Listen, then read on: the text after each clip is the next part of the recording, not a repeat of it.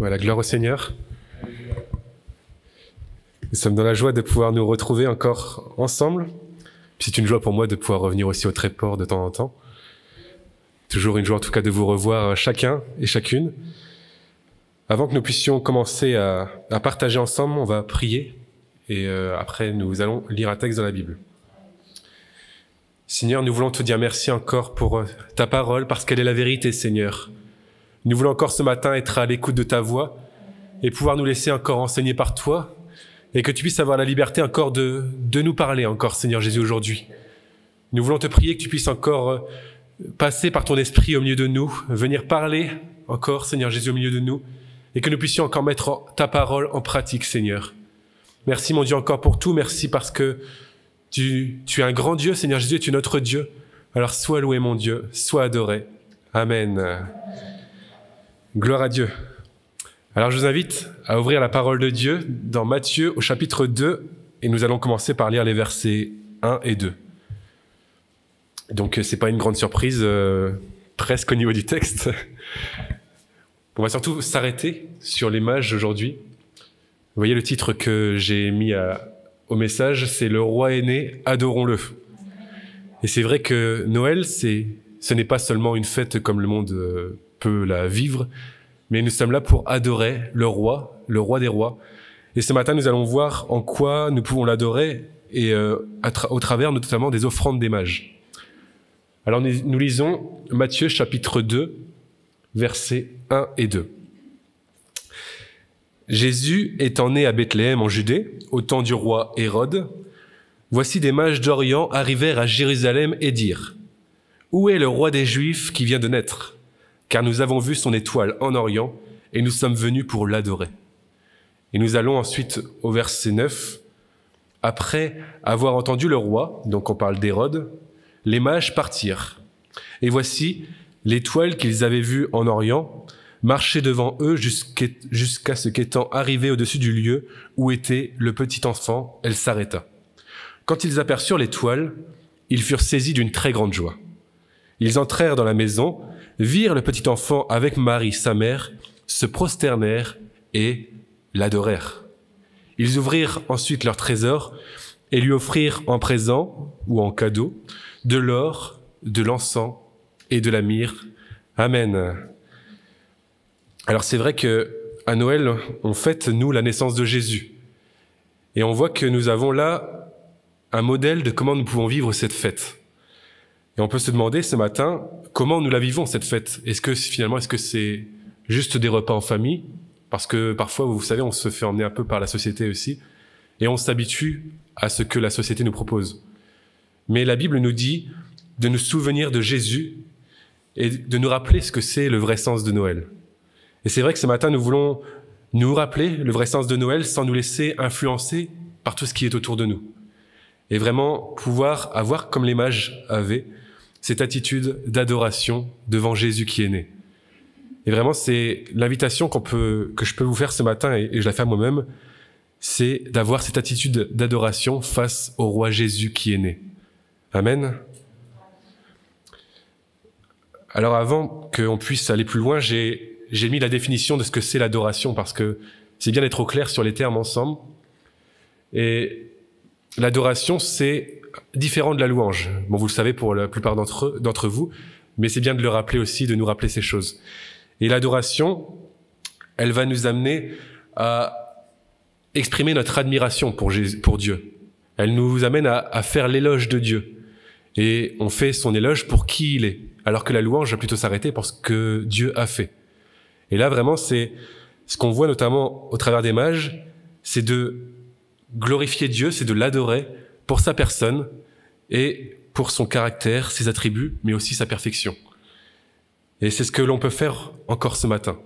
Et Jésus, quand il nous parle des vrais adorateurs dans la Bible, vous connaissez ce passage avec la Samaritaine dans Jean 4, il nous est dit que les vrais adorateurs pour Jésus, c'est ceux qui l'adorent en esprit et en vérité.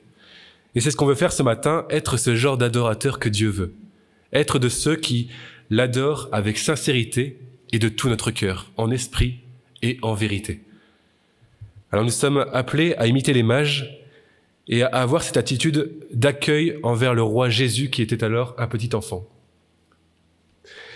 On va voir que les mages ont même pratiqué une façon d'adorer Jésus qu'on a peut-être oublié de notre temps, mais au travers de l'offrande, ils adorent aussi le Seigneur. Et nous, au travers de notre offrande, au travers de nos vies aussi que nous offrons à Jésus, eh bien, nous pouvons l'adorer. Et alors, c'est la première offrande que nous voyons des mages, vous la voyez affichée là, c'est l'offrande de l'or. Et l'or, il y a un sens particulier au travers de cette offrande. Ça ne s'arrête pas seulement à ce que les mages donnent, mais vous voyez, ça symbolise la royauté de Jésus. Et nous pouvons l'adorer déjà premièrement parce qu'il est le roi des rois. Et ce matin, nous voulons l'adorer parce qu'il est le roi des rois. Il est le roi qui est né et il est le roi qui revient bientôt pour nous chercher avec lui et pour que nous puissions régner aussi avec lui. Et premièrement, on va voir que l'attitude des mages nous montre qu'ils sont venus adorer le roi. Et regardez d'abord comment ils agissent. Quand nous regardons le texte, on voit qu'ils cherchaient le roi des Juifs, donc ils avaient déjà une certaine conscience de qui était Jésus. Ils savaient qu'il était le roi des Juifs, alors que c'était encore un petit enfant. Mais pour nous, ce n'est pas seulement le roi des Juifs, mais Jésus est le roi de tout ce monde. Il veut être le roi du monde entier, pour ceux qui l'acceptent comme sauveur et seigneur. Et on voit aussi dans l'attitude des mages qu'ils se sont prosternés devant Jésus. Ils se sont prosternés. Et ça montre déjà qu'ils avaient conscience de Jésus qui est le roi des rois. Et vous voyez, j'ai noté que nous pouvons avoir une attitude de révérence face au roi des rois. Et cette attitude-là, nous pouvons l'avoir parce que Jésus est notre roi. Imaginez un instant que le président de la République, bon, peu importe nos horizons politiques, ce que nous croyons, imaginez que la semaine prochaine, on nous annonce le président de la République va venir ici. Alors je crois qu'on va bien se préparer déjà. Normalement, en théorie, je vois que c'est pas forcément d'accord. Au moins, on va venir bien habillé. On va pas, est-ce que c'est une personne qui mérite du respect parce que c'est une autorité qui est au-dessus de nous? Alors on va pas venir négliger, on va pas venir avec des jeans troués comme parfois on en voit, on va pas venir avec une attitude finalement qui est respectueuse envers le président. Et finalement, c'est ça, quand on peut avoir cette attitude envers ce monde, eh bien à plus forte raison, on doit avoir cette attitude envers Jésus. Les mages, c'est ce qu'ils avaient compris. Ils avaient compris que Jésus est le roi par excellence. Et alors, ils avaient une attitude de révérence. Une attitude comme on peut avoir devant les rois humains. Et ils se prosternent alors devant lui. Et c'est comme cela que nous devons nous approcher de Dieu. C'est comme ça que nous devons nous approcher, nous prosterner devant Jésus parce que l'on reconnaît qu'il est le roi des rois. Quand on regarde les prières dans les psaumes, les psaumes de louange notamment, on voit des exemples d'adoration qui nous est laissée. Notamment, on peut adorer Dieu pour sa grandeur, pour sa souveraineté, pour sa bonté, pour sa fidélité, pour sa majesté, pour son amour, sa miséricorde, sa présence et bien d'autres choses. Et tout cela, on peut le faire avec cette attitude de révérence envers le Seigneur.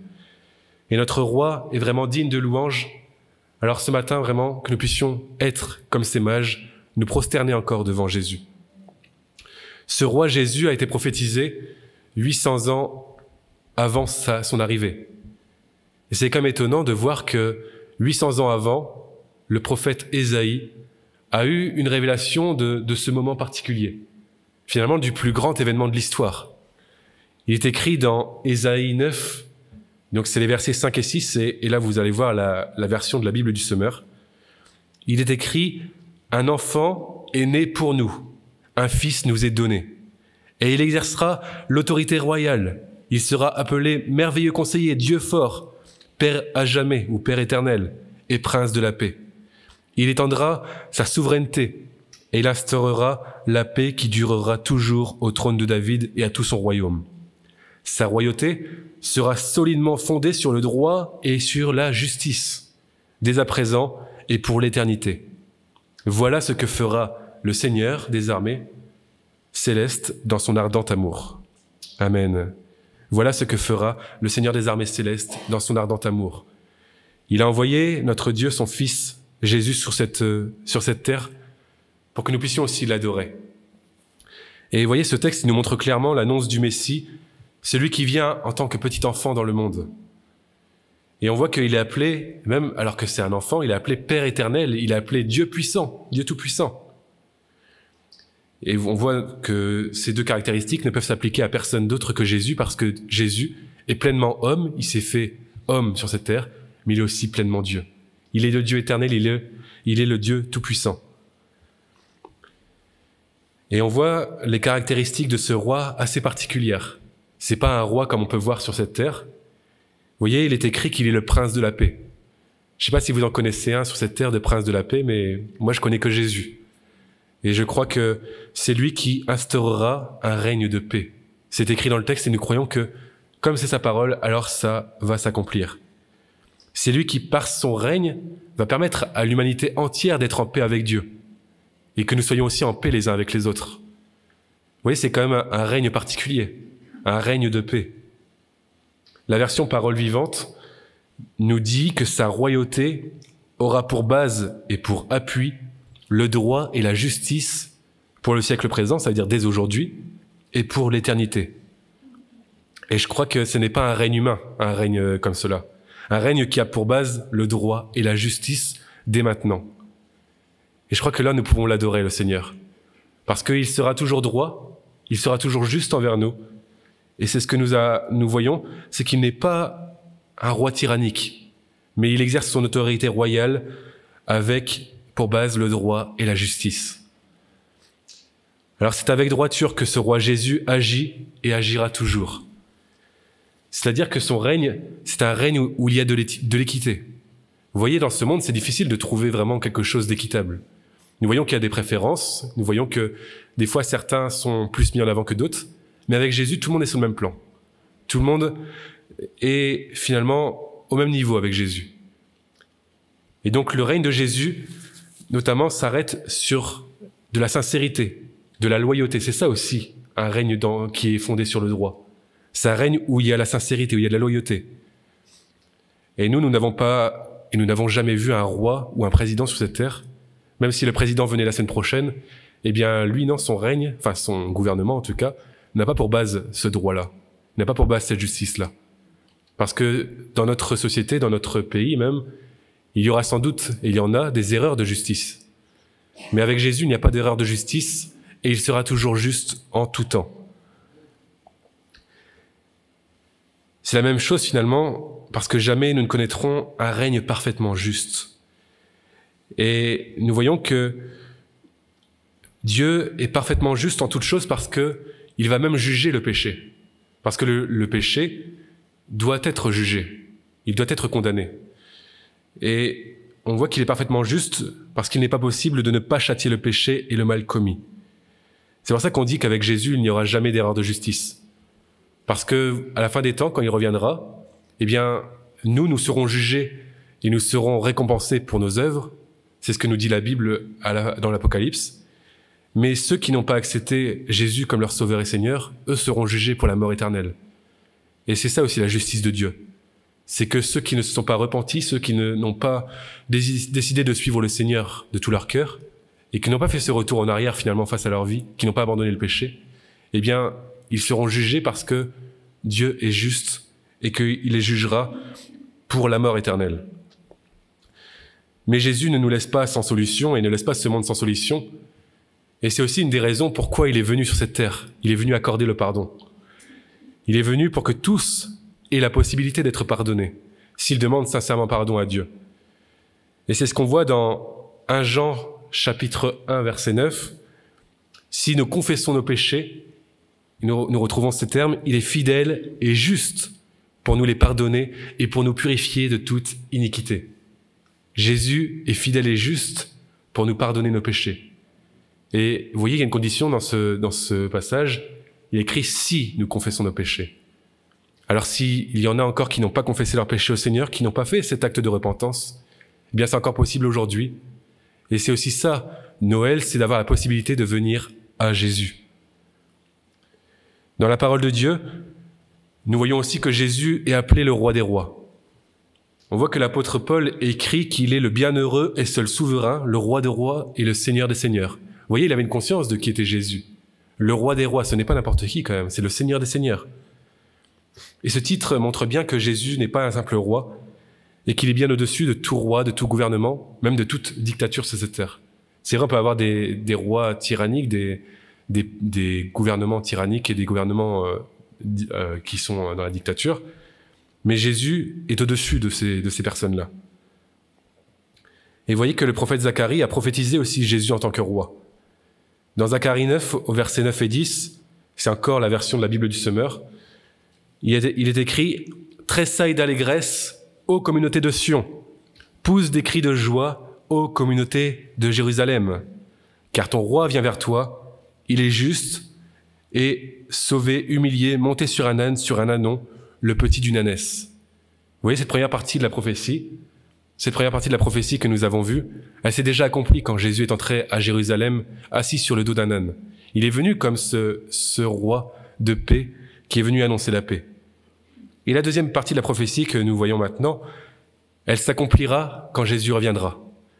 Il est écrit « Je ferai disparaître du pays d'Éphraïm tous les chariots de guerre et de Jérusalem les chevaux de combat. » Vous voyez, ça c'est un règne de paix, plus de guerre. L'arc qui sert pour la guerre sera brisé. Ce roi, donc c'est Jésus, établira la paix parmi les peuples. Sa domination s'étendra d'une mer jusqu'à l'autre, et depuis le grand fleuve jusqu'aux confins du monde. Vous voyez, ce règne s'étend sur toute la terre. Et Jésus veut encore régner ce matin dans nos vies. Il veut régner sur chacune de nos vies. Nous voyons maintenant aussi la deuxième offrande des mages. Moi, je n'ai pas pu trop représenter l'encens, mais vous comprendrez que dans le chaudron, il y aura de l'encens. Il faut imaginer un petit peu qu'il y en a. Mais c'est un parfum qui servait pour rendre un culte aux divinités, l'encens. Ça, c'était notamment parmi les civilisations anciennes. Et on voit que c'est après l'or, les mages ont offert cet encens. Et donc, vous savez qu'à cette époque, l'encens était un des biens les plus précieux, et même parfois plus précieux que l'or. Et comme je l'ai dit, il servait à rendre un culte aux divinités. Et on voit que ici, quand les mages offrent de l'encens à Jésus, qui est pourtant qu'un enfant, là encore, faut marquer que c'est qu'un enfant. Et ils offrent quand même des cadeaux particuliers. Je sais pas si vous offrez ça à Noël à vos enfants ou aux petits-enfants, mais je pense qu'ils feraient une drôle de tête. Mais en fait, nous voyons qu'à travers cette offrande, il y a encore un sens spirituel et un sens qui va au-delà de ce que représente l'encens à cette époque. Et vous voyez, c'est le symbole de la divinité de Jésus, mais aussi de sa perfection. Parce que Jésus est pleinement Dieu. C'est ce que nous disions. Beaucoup se représentent finalement à Noël Jésus comme un petit enfant. Chacun met sa crèche dans sa maison, chacun met le petit enfant Jésus. Et parfois, on oublie finalement qu'il n'est pas resté ce petit enfant, mais qu'il est le Fils de Dieu aussi. Et il n'est pas resté ce petit enfant dans une crèche. Il est allé jusqu'à cette croix. Il est allé donner sa vie pour chacun de nous. Pourtant, il est le Fils de Dieu parfait. Et on voit que nous sommes appelés à adorer Jésus parce qu'il est Dieu et parce qu'il est parfait en toutes choses. Dans le prochain point, j'ai mis que nous pouvons adorer Jésus parce qu'il est le souverain sacrificateur parfait, mais il est aussi le sacrifice parfait. Vous voyez, la naissance de Jésus, Noël, ça ne s'arrête pas seulement à sa naissance, mais là, ça nous amène au-delà, ça nous amène jusqu'à la croix, jusqu'au sacrifice parfait. Et nous lisons donc le verset que vous voyez affiché, c'est Hébreux 7, versets 26 à 28, où il est écrit « Il nous convenait en effet d'avoir un souverain sacrificateur comme lui, saint, innocent, sans tache, séparé des pécheurs, et plus élevé que les cieux, qui n'a pas besoin, comme les souverains sacrificateurs, d'offrir chaque jour des sacrifices pour ses propres péchés. » Ensuite, pour ceux du peuple, car ceci, il l'a fait une fois pour toutes en s'offrant lui-même, et nous parlons ici de la croix. En effet, la loi établit souverain sacrificateur des hommes sujets à la faiblesse. Et c'est ce que nous voyons tout au long de l'Ancien Testament. Les souverains sacrificateurs, ils doivent d'abord faire des sacrifices pour eux, avant de faire des sacrifices pour le peuple. Mais nous lisons, la parole du serment qui a été fait après la loi établit le Fils qui est parfait pour l'éternité. Le Fils qui est parfait pour l'éternité. Et c'est ce Fils-là que nous sommes amenés à adorer encore aujourd'hui. Il est le souverain sacrificateur parfait. Et nous devons nous rappeler vraiment encore aujourd'hui qu'il n'est pas un homme sujet à la faiblesse, qu'il est, comme nous l'avons lu, innocent, sans tache, séparé des pécheurs. Toutes ces choses, nous les trouvons qu'en Jésus, nous avons là une glorieuse, finalement, description de qui est Jésus. Et il est même ajouté qu'il est établi Fils parfait pour l'éternité. Et moi, ça me touche particulièrement la fin de ce verset, de me dire, oui, je veux regarder le Fils qui est parfait, non seulement aujourd'hui, mais encore demain et encore pour l'éternité. Jésus ne change pas, il est le même hier, aujourd'hui, éternellement. Il est le souverain sacrificateur parfait, et il est aussi le sacrifice parfait. Ainsi, nous pouvons aussi dire de lui, comme le verset 25, donc du chapitre 7 de l'Épître aux Hébreux, c'est aussi pour cela qu'il peut sauver parfaitement ceux qui s'approchent de Dieu par lui. Vous savez, ce souverain sacrificateur, comme il est parfait, eh bien nous pouvons nous approcher de Jésus, étant toujours vivant pour intercéder en leur faveur. Et c'était aussi une des fonctions dans l'Ancien Testament du souverain sacrificateur, et c'est ce que fait encore aujourd'hui Jésus, c'est qu'il intercède pour ce monde. Chacun peut s'approcher de Dieu parce que Jésus a pourvu au sacrifice, pour que nous puissions être pardonnés par son sang versé à la croix. Quand nous regardons à notre ancienne vie, nous voyons que nous étions séparés de Dieu à cause de nos péchés. Et la Bible nous le dit, à cause de vos péchés, vous ne pouvez pas vous approcher de Dieu. Mais parce que Jésus a pris nos péchés sur lui, nous étions, c'est vrai, esclaves, mais Jésus nous a apporté la vraie liberté. Et nous voulons nous en rappeler encore que c'est ça aussi que Jésus fait. Parce qu'il est parfait, son sacrifice est suffisant. Il est écrit, une fois pour toutes, il a fait son sacrifice et il n'a pas besoin d'autres sacrifices. Mais Jésus, son sacrifice est suffisant et c'est pour cela qu'il peut sauver parfaitement ceux qui s'approchent de Dieu. Et il est encore aujourd'hui ce souverain sacrificateur excellent en toutes choses. Et en tant que souverain sacrificateur, c'est ce qu'on disait, il intercède pour nous. Il prie pour ceux qui s'approchent de Dieu par la foi. Il secourt ceux qui sont aussi dans le besoin. Parce que nous avons aussi des besoins. Ce n'est pas parce qu'on est à Noël qu'il n'y a plus de difficultés, qu'il n'y a plus de souffrances. Parce que tant que nous sommes sur cette terre, il y aura encore des souffrances. Mais nous pouvons déverser nos cœurs à Jésus, et alors il intercède pour nous. Il y a un deuxième point où nous pouvons adorer Jésus parce qu'il est parfait, en vivant la sanctification. Et c'est vrai que quand nous prenons pleinement conscience de Jésus, quand nous prenons pleinement conscience de sa perfection et de sa sainteté, alors nous décidons de vivre pleinement la sanctification, de nous mettre à part de ce monde. C'est ce que veut dire le mot sanctification. Et vous voyez, il est écrit, ça c'est un ordre, un impératif de Dieu dans le livre du Lévitique. C'est un peu la phrase centrale quand vous lisez le Lévitique. Dieu demande « Soyez saints, car je suis saint ». Et c'est encore ce qu'il demande aujourd'hui. Il nous demande d'être saints, car lui-même est saint. Et c'est aussi ainsi que nous pouvons l'adorer, en nous tenant nous-mêmes dans la sanctification, en nous tenant dans la sainteté, et en cherchant à lui plaire. Et je crois que nous pourrons l'adorer parfaitement ainsi. Parfois nous chantons ce chant que nous connaissons bien qui dit « Te ressembler Jésus, c'est mon espoir suprême. Penser, agir, aimer toujours plus comme toi. » Et c'est vrai que c'est des belles paroles quand on les lit, quand on les chante même. Mais au-delà d'être des belles paroles, ce chant doit être même une ligne de conduite pour nos vies. De dire, Seigneur, chaque jour je vais me lever et dire, je veux te ressembler. Je veux te ressembler en toutes choses. Je veux être saint comme toi tu es saint. Et ainsi, je veux t'adorer par ma vie.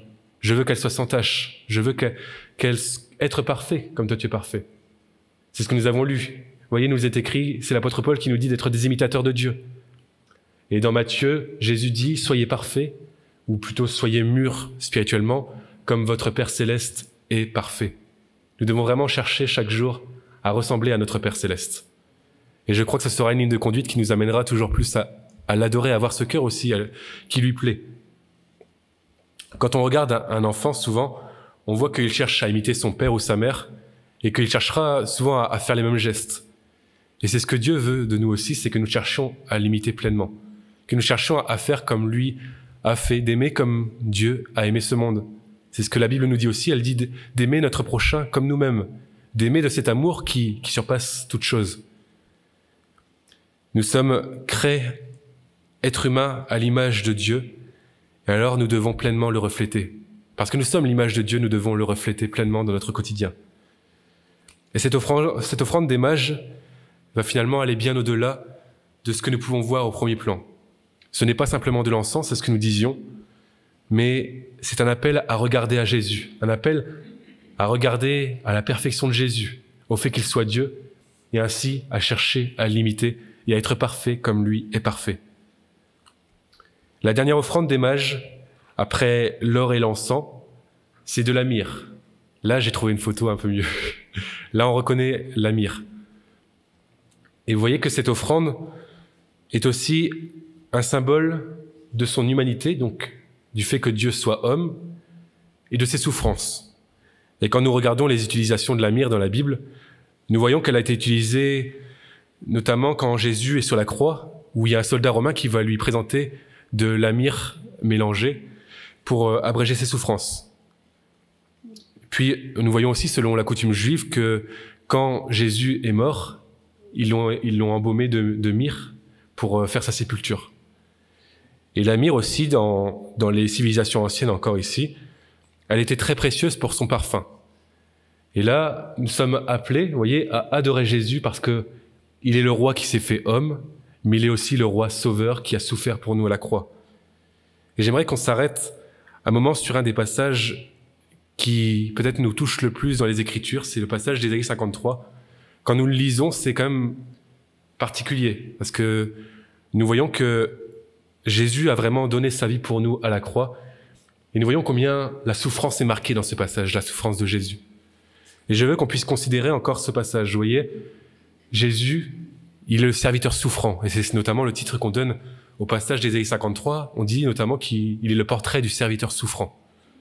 Et ce matin, nous devons encore considérer les souffrances de Jésus, dans cette prophétie qui a été encore prophétisée 800 ans avant la naissance de Jésus. Et c'est impressionnant comment elle s'est pleinement accomplie dans le détail. Alors nous lisons, et on parle de Jésus bien sûr, méprisé et abandonné des hommes, homme de douleur et habitué à la souffrance. Homme de douleur et habitué à la souffrance. Déjà là, c'est pas rien. Semblable à celui dont on détourne le visage. Nous l'avons dédaigné. Nous avons fait de lui aucun cas. Cependant, ce sont nos souffrances qu'il a portées.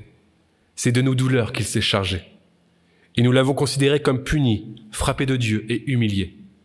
Mais il était blessé pour nos péchés, brisé pour nos iniquités. Le châtiment qui nous donne la paix est tombé sur lui. Et c'est par ses meurtrissures que nous sommes guéris. Amen. On voit là vraiment que la souffrance s'est vraiment marquée. Et quand on regarde la vie de Jésus tout au long des évangiles, on voit que sa vie était marquée par la souffrance. On voit que dès sa naissance, il est né dans une étable. Pourtant, ils ont cherché un endroit pour se loger, un endroit au moins au chaud. Mais il est né dans une étable. Déjà, là, on voit quand même une certaine souffrance, un certain rejet, si vous voulez, de ce monde. Et on voit que durant sa vie, la souffrance était systématiquement présente pour Jésus. C'est ce que vous voyez à la diapo, c'est Ésaïe 53, où il nous parle de la croix et de tous les termes qui nous parlent de la souffrance de Jésus. Vous voyez qu'il y a la croix au centre et toute la souffrance de Jésus. On part en haut à gauche, il est écrit qu'il a été abandonné, il a été puni, il a été frappé de Dieu, il a été blessé, brisé. On parle de ses meurtrissures, il a été méprisé. Il en aurait pu ajouter qu'il est l'homme de douleur habitué à la souffrance. Et la croix était vraiment cet instrument de torture qui cherchait à faire du mal au-delà de procurer la mort. Et on voit que Jésus, là, a vécu de terribles souffrances et nous pouvons voir que c'est pour nous aussi qu'il a souffert. C'est pour nous qu'il a souffert toutes ces choses. Et dans la prochaine diapo, c'est ce que l'on voit, c'est pour nous qu'il a souffert. La prochaine diapo, s'il te plaît. Vous voyez, ce sont nos souffrances qu'il a portées. Nos douleurs, il s'en est chargé. Pour nos péchés, il a été blessé. Pour nos iniquités, il a été brisé. Et le châtiment que nous méritions, il l'a pris sur lui. Et c'est pour nous apporter la guérison qu'il a été meurtri. Toutes ces choses nous montrent que la croix, c'est Jésus qui s'est donné pour nous, qui a souffert pour nous, pour que nous puissions avoir finalement cette paix, pour que nous puissions ne plus être appelés pécheurs, mais que nous puissions être appelés fils de Dieu. Et je crois que Noël, c'est vrai qu'au-delà de parler de sa naissance, ça nous parle des souffrances de Jésus à la croix. Et ça nous parle qu'il a enduré toutes ces choses pour nous.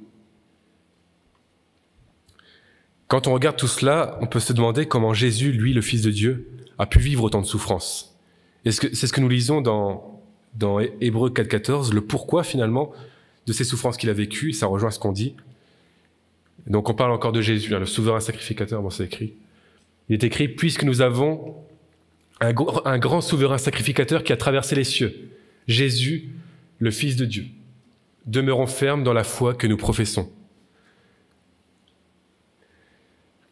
Car nous n'avons pas un souverain sacrificateur qui ne puisse compatir à nos faiblesses. Vous voyez, toutes ces souffrances, il les a connues pour aussi compatir à nos faiblesses. Au contraire, il a été tenté ou éprouvé, c'est le même terme dans la langue originale, il a été tenté ou éprouvé comme nous en toutes choses, sans jamais commettre de péché. Jésus a été éprouvé en toutes choses. Et quelles que soient nos souffrances, quel que soit le fardeau qui pèse sur nos épaules, eh bien nous savons que Jésus, lui, connaît cette souffrance, il la comprend parfaitement. Il comprend et c'est pourquoi il peut intercéder parfaitement. Et que l'on puisse voir encore que ce matin, il n'est pas un Dieu lointain, mais Jésus est proche de nous. Jésus est proche de nous et nous chantons aussi parfois ce chant qui nous dit « Il nous entoure de ses bras d'amour ». Et c'est aussi cela ce matin, il nous entoure de ses bras d'amour. Même si c'est vrai, nos vies sont marquées par des difficultés en ce moment, même si parfois nous ne voyons pas le bout du tunnel, eh bien nous savons que Jésus peut compatir à nos faiblesses. Parce que lui-même a souffert en toutes choses, il a été tenté, il a été éprouvé en toutes choses. Et alors il peut compatir à nos faiblesses. Alors en conclusion, ce que on peut dire, comme le titre le disait, c'est que le roi est né, alors nous pouvons l'adorer. Nous pouvons l'adorer parce qu'il est le roi des rois, c'était le premier point. Nous pouvons l'adorer parce qu'il est le roi parfait, parce qu'il est Dieu. Nous pouvons l'adorer parce qu'il est le roi sauveur qui s'est fait homme pour sauver l'humanité entière de la condamnation et de l'enfer. Et j'aimerais vraiment que nous puissions imprimer aussi ce dernier texte que nous allons lire, avant que nous puissions chanter un chant. Nous prenons ce texte dans Philippiens 2. Philippiens 2, versets 6 à 11. On l'appelle parfois ce passage, on l'appelle le chant ou le cantique christologique. Parce que c'est un cantique, finalement, qui était chanté dans la première église et qui parlait déjà de Jésus, de Christ. Nous lisons donc et nous imprimons vraiment ces paroles dans nos cœurs. Existant en forme de Dieu, il n'a point regardé comme une proie à arracher d'être égal avec Dieu. Mais il s'est dépouillé lui-même en prenant une forme de serviteur, en devenant semblable aux hommes, et ayant paru comme un simple homme, il s'est humilié lui-même, se rendant obéissant jusqu'à la mort, même jusqu'à la mort de la croix. C'est pourquoi aussi Dieu l'a souverainement élevé, et il lui a donné le nom qui est au-dessus de tout nom. Voilà pourquoi nous pouvons l'adorer. Afin qu'au nom de Jésus, tout genou fléchisse, dans les cieux, sur la terre et sous la terre, et que toute langue confesse que Jésus-Christ est Seigneur, à la gloire de Dieu le Père. Amen. Alors nous prions, et après nous allons prendre un chant, si vous voulez commencer à vous préparer, c'est le GEM 279. Seigneur Jésus, nous voulons te dire merci encore pour ta parole. Merci parce que tu es le roi des rois, et ce matin, comme nous le disions encore, nous ne voulons pas être oublieux face à tout ce que tu as fait pour nous. Nous voulons encore voir que tu as souffert pour chacun de nous, que tu es été fait non seulement homme, mais tu es pleinement Dieu aussi, Seigneur Jésus, de toute éternité. Et Seigneur Jésus, nous voulons vraiment t'adorer, te dire merci parce que tu es notre Dieu encore ce matin. Tu n'as pas changé et tu ne changeras jamais. Et je te prie que chaque jour de nos vies, nous puissions réaliser combien tu es le roi. Merci mon Dieu encore ce matin de nous aider à te louer, à t'adorer pleinement, comme toi tu le désires, à vivre, comme nous le disions, cette vie de sanctification, mais aussi à pouvoir vraiment te ressembler chaque jour. C'est vrai que nous connaissons, Seigneur Jésus, parfois des difficultés et nous sommes, nous, de simples hommes, Seigneur Jésus, avec nos faiblesses. Et c'est pourquoi nous voulons regarder à toi encore ce matin. Et nous voulons que nos vies puissent t'honorer, Seigneur Jésus, pleinement. Viens encore te glorifier au travers de nous et que vraiment tu puisses, Seigneur Jésus, faire ce que tu veux de nous ce matin. Merci encore de bénir ceux qui ne sont pas à toi, Seigneur Jésus. Je te prie que ce soit ceux qui nous regardent sur Internet ou ici, Seigneur Jésus, tu puisses encore toucher les cœurs. Que chacun puisse réaliser que tu es Dieu et que tu n'es pas seulement un enfant qui est dans une crèche, Seigneur, mais que tu es allé jusqu'au bout, tu es allé jusqu'à endurer la mort de la croix. Alors oui, Seigneur Jésus, merci parce que tu l'as fait pour nous et je te prie que nous puissions porter ce message et que tu puisses nous aider encore à le réaliser pleinement, Seigneur. Amen. Alléluia.